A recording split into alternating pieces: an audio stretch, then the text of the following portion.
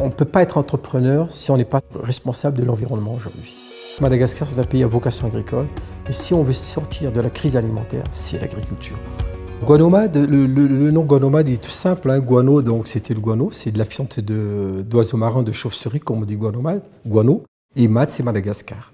Aujourd'hui, le produit phare de la société Guanomade, c'est le bas de guano, c'est de la fiente de chauve-souris. Elle a tout ce que les besoins nutritifs qu'a besoin aujourd'hui la plante. C'est-à-dire, on a de l'azote, du phosphore, du potassium, de la matière organique. Et on a ce qu'on appelle également des oligo-éléments, comme le calcium.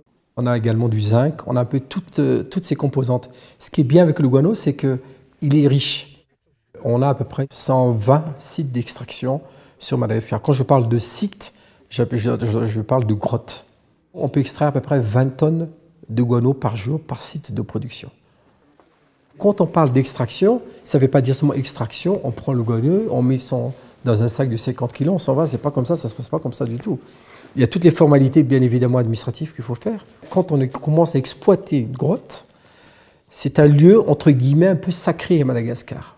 Et on ne peut pas extraire comme ça. Donc on demande l'autorisation, l'aval des villageois, l'aval qu'on appelle des ancêtres. Donc il y a cette partie un peu culturelle, traditionnelle qu'il faut respecter. Après, il y a l'aspect économique. L'aspect économique, c'est de dire, voilà, écoutez, on va extraire. Pour chaque kilo, on donne tant à la commune, tant au village, tant à la région.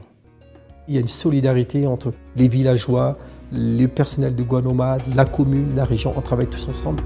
Et pour moi, c'est un exemple que je vais donner également aux autres entrepreneurs malgaches.